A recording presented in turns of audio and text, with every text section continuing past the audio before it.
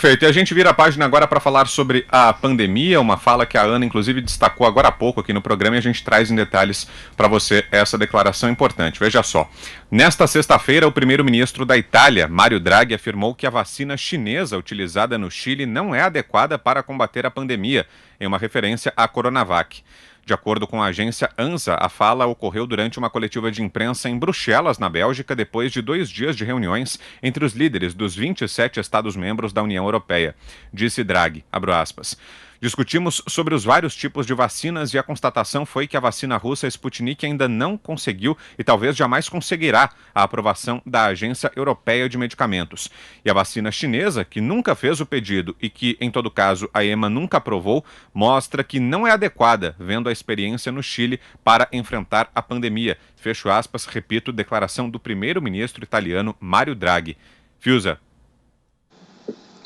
Olha, a gente tem alertado aqui, e isso não é uma implicância. Ao contrário, nós estamos preocupados com uma possibilidade de uma boa imunização. Infelizmente, nós não temos ainda a segurança quanto às informações que confirmem uma boa imunização. E, infelizmente, também esta experiência está sendo levada adiante, está em curso com a vacinação da própria população. Tá? Isso a gente não fala por antipatia, por escolha partidária, por não gostar de ciência, não é nada disso. Ao contrário, é porque a gente vê um processo assodado, né? É um processo assodado. E eu queria destacar, assim, fora o que diz o primeiro-ministro da Itália, e que hoje várias outras autoridades manifestam em forma de preocupação, por exemplo, não deixando a Coronavac não entra nos Estados Unidos, por exemplo. Né? Agora, a gente tem, Vitor, a constatação de um crescimento de dúvidas sobre efeitos adversos. E eu queria destacar, e já mencionei rapidamente aqui, um artigo que eu li no The Wall Street Journal esta semana, escrito pelo Dr. Joseph Ladapo, que é um professor de medicina da UCLA, Universidade da Califórnia, em Los Angeles. O professor Joseph Ladapo, ele é recomendado, eu cheguei a esse artigo por recomendação do Dr. Robert Malone, que é um dos desenvolvedores da técnica do RNA mensageiro, um cientista insuspeito que também está, eu não vou nem dizer preocupado, que também está atento para que você tenha transparência, ciência e não propaganda no desenvolvimento dos imunizantes. Então, veja o que diz o doutor professor Joseph Ladapo, no The Wall Street Journal.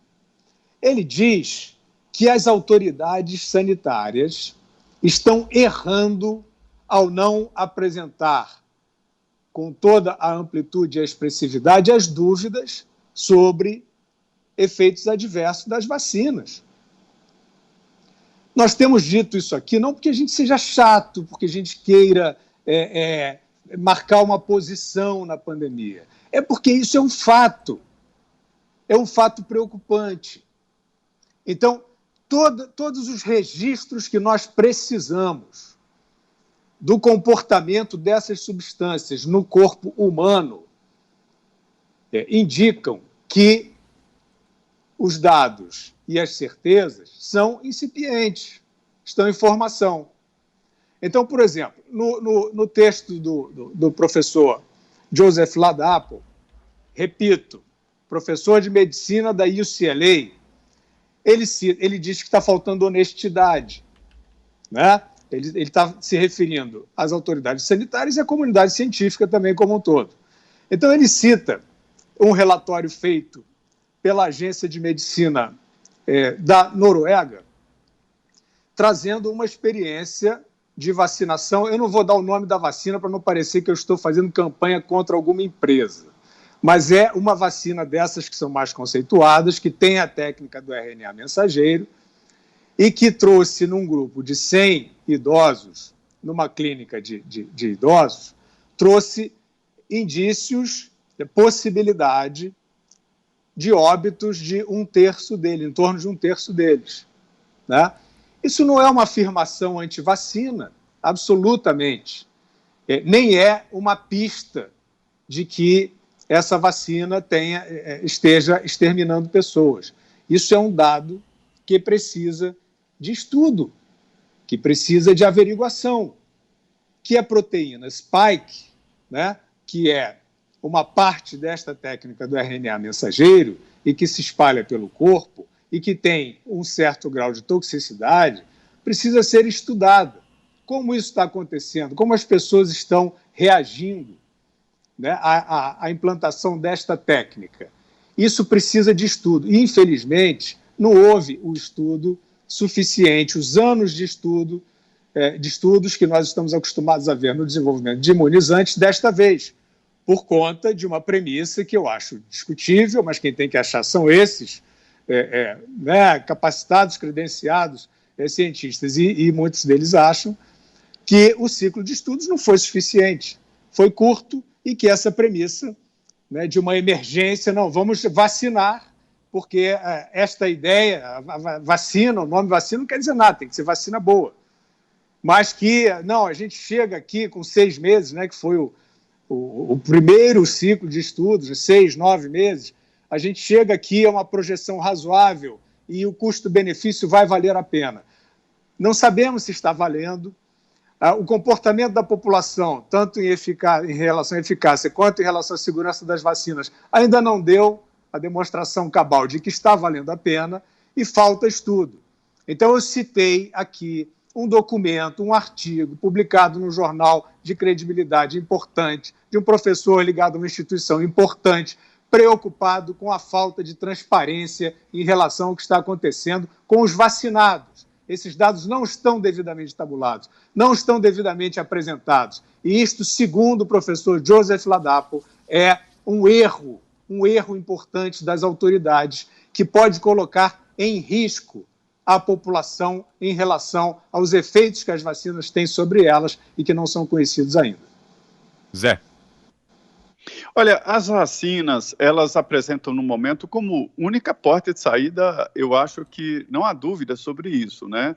A gente tem hoje no menu aí de saídas a possibilidade dessa coisa ridícula de fazer um lockdown inexplicável e eterno, né? E as vacinas apresentam como melhor forma. Eu fiz essa pergunta sobre a Coronavac, inclusive para o secretário de Saúde de São Paulo, e ele me citou o Serrana, mostrou o exemplo de Serrana, a cidade inteira, quase toda, quase 100% vacinadas, e houve casos, mas em número muito menor. Também que as vacinas, elas não são 100%, nunca. Elas não são imunizantes, elas são imunizantes e não esterilizantes, né? Então, as vacinas apresentam problemas, inclusive problemas de imunidade. O Fiuza está certíssimo sobre a desconfiança dessa rapidez. Para você ter uma ideia, é tão complicado aí lidar com vírus. O vírus é um ser muito estranho, né? Ele precisa de uma célula para se multiplicar e até hoje ainda há dúvidas se ele é biológico, não há certeza se ele seria vegetal ou biológico, né? Tamanha a insignificância dele em termos de existência. E o vírus da AIDS, ele não tem vacina até hoje. Há algumas experiências, mas nada preciso, nada que possa garantir que se trata de vacina. E nesse caso aí do novo coronavírus, pegaram carona em projetos que já estavam em estudo e colocaram ali, adaptaram e jogaram no mercado em tempo recorde. Isso é muito complicado e é de se desconfiar. Mas todos os exemplos no mundo, e aí existem exemplos contrários, como em algumas ilhas, alguns setores, sim, existem. Mas a maioria, a grande presença das vacinas em alguns locais, eu citaria vários, não vou ficar. Estados Unidos, os principais, Estados Unidos, no Reino Unido, em Serrana, em São Paulo, já há sinais claros aí de redução da morte de pessoas com as idades acima de 60 anos, que foram os primeiros a serem vacinados. Então, assim, é evidente que a vacina ela é útil. Não se sabe assim, o grau de utilidade dessas vacinas. E hoje eu já tenho um conceito que as vacinas não são iguais. não são iguais em técnica, não são iguais em imunização, e está certo quem fica escolhendo mesmo vacina, são chamados ironicamente aí de mestres de vacina, né, sommeliers de vacina, mas na verdade há que se preocupar sim. Fiuza, eu vou acrescentar um dado aí a essa sua preocupação. Eu recebi informações aqui de um ministro que lida diretamente com informações, de que os médicos estão fazendo pressão para o governo para se revacinarem. Lembrando que os médicos foram os primeiros a serem vacinados, né, naquela leva primeira, e todos de Coronavac. E os casos estão acontecendo. Então, há um pedido de revacinação, para se ter uma ideia. Então, é lícito desconfiar, mas só entendo que não há absolutamente nenhuma possibilidade, nenhuma porta de saída, e entre os riscos de vacinar, há um risco de vacinação que não está sendo informado, sim. Entre o risco de vacinar e o risco de não vacinar, eu fico com o risco de vacinar. Augusto. Bom, a gente tem conversado bastante sobre isso aqui, quer dizer, eu acho que ninguém é contra a vacina, o que se discute é o efeito dela, possíveis efeitos negativos e a possibilidade dela baixar a taxa de imunidade de maneira pouco satisfatória. Essa segunda me preocupa porque eu tomei a vacina Coronavac. O que me intriga? Países sérios, aí como os Estados Unidos, não permitem a entrada de quem tentou se imunizar com Coronavac. União Europeia, ainda não. Aí surge a exceção da Suíça e tal. Há uma desconfiança generalizada, inclusive por parte dos que querem tomar vacina, são a favor da vacina e que estão procurando as Pfizer e agora essa Janssen. Vamos lá, o que me intriga é justamente o resultado obtido nessas experiências, como a de Serrana. Vamos lá. Serrana... Chega um pouquinho mais perto do microfone, Augusto, acho que o pessoal não está conseguindo ouvir. Serrana é o seguinte, começou a imunização, imagino que em janeiro, fevereiro, né, março, por aí. Os casos notificados eram, antes disso sim, 1.164 em dezembro, 2.044 em janeiro, fevereiro 1.177, aí começa a imunização. Março, 2.067. Abril, boletim de Serrana, hein? 917. Maio, 1.272. Junho, 767. É alto demais. Agora vamos para um número ainda mais preocupante. Óbitos. Antes da vacina, tinha 2, 3, 6, estou falando por cada mês, 13, 16, aí cai para 7, tudo em agosto, setembro do ano passado, antes da vacina. Aí começa a imunização. Estava em 2, houve um surto, subiu para 19 em fevereiro, é aí que começa a imunização. Feita a imunização, os números, 6 óbitos, 7 e 4. É muita gente, é muita gente. Eu não consigo entender como você, vacinando de forma a atingir a imunidade de rebanho, que essa funciona, a vacina é isso. Tem razão, Osmar Terra, é a busca da imunidade de rebanho. Você vacina 70 e tantos % e pronto. Na Inglaterra, caiu para 0. A taxa o número de óbitos, 0, acabou. Israel, 0. No Brasil, como é que pode continuar morrendo se você imunizou todo mundo? Evidentemente, a taxa de imunidade é baixa. Então eu queria sugerir ao nosso chefe supremo, Bernardinho, ex-Ubinha, né, que a Ana Paula rebatizou ele muito justamente. Eu queria que ele pedi que ele convidasse o Dimas Covas para dar uma entrevista para a gente sobre essa experiência e esses números que vêm surgindo que são preocupantes. Já se fala abertamente de uma terceira dose da Coronavac. Então, Eu não estou desqualificando a vacina, não. Repito, como eu me vacinei com o Coronavac, eu sou o maior interessado. Estou entre os maiores interessados em que ela funcione. Então eu quero que ele me prove que é normal o que aconteceu em Serrana e faça um confronto, Dimas Covas, e faça um confronto entre a experiência de Serrana e a realidade do Reino Unido. Porque no Reino Unido resolveram. Tá? Os caras estão em vários países europeus, estão sem máscara, volta à vida normal. E em Serrana, continuam com máscara e continuam em quarentena. Aí não vale. Aí não vale. Quer dizer, eu me imunizo e continuo levando essa vida velha já da pandemia. Não tem graça, eu quero o normal. E não há novo normal, não. É o velho normal que com você só acrescenta o que você aprendeu com a pandemia, porque aprendemos com todas as tragédias. Mas a vacina não está inspirando confiança. E isso é muito ruim. Pior que a existência de efeitos colaterais, porque aí você pode dizer que são poucos, né, são raros. Agora, a imunidade baixa, a imunização baixa, essa sim é preocupante. Diga, Ana.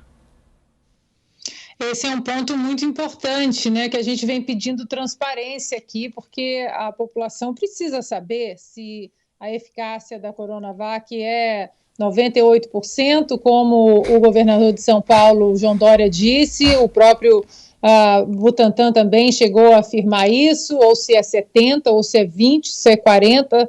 Acho que a população precisa saber exatamente o número certo, até para tomar, né, cuidados, não continuar achando, por exemplo, que tem uma superproteção e não tem. Aqui nos Estados Unidos, eu quero pegar o nome que o Fiuza mencionou rapidamente, mas que eu assisti uma entrevista ontem, que foi do Dr. Robert Malone, que é o inventor do RNA mensageiro, e o Dr. Malone, ele teve aí um vídeo removido, né, de alguns canais, exatamente porque ele tocava num ponto muito sensível desse debate todo, que é em relação à vacinação em massa, principalmente nos jovens, em crianças e adolescentes e adultos saudáveis, com uma vacina experimental e emergencial que ainda não fez o seu curso todo científico, né? E o Dr. Malone, ele teve esse vídeo aí removido, onde ele explicava que algumas nanopartículas, né, da vacina contra a Covid-19, elas poderiam deixar a região da injeção ali do braço e acumular em órgãos como, né, o coração e ovários, por exemplo, em crianças e adolescentes. Então, ele traz essa preocupação, né, dessa vacinação em massa de uma maneira, ele chama até irresponsável, porque a vacina não completou toda o seu trâmite científico. Ele fala que a vacina é importante no combate à pandemia. Aqui a gente sempre fala, ninguém é contra a vacina. Os meus filhos, por exemplo, eles têm a vacinação até além do calendário oficial, né, de vacinação do Brasil e dos Estados Unidos, exatamente pelas proteções extras, mas vacinas boas, vacinas que cumpriram todo o caminho científico.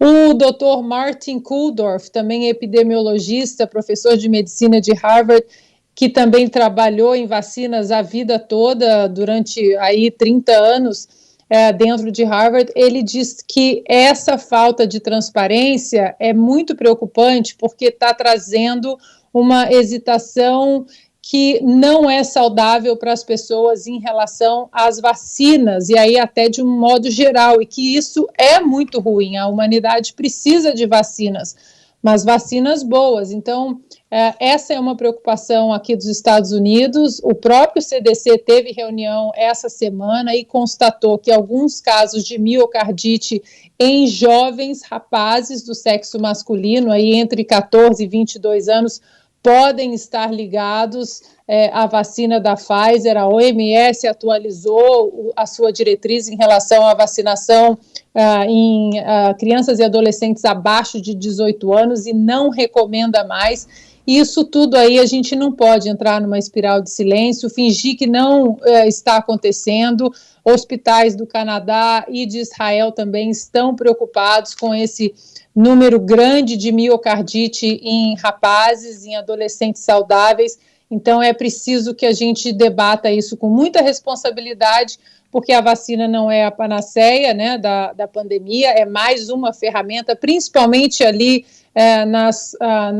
na população idosa, que precisa de uma proteção extra, mas a gente precisa discutir com muita responsabilidade, porque os médicos envolvidos em vacinas, epidemiologistas respeitados aí no mundo, eles também estão preocupados com a falta de transparência.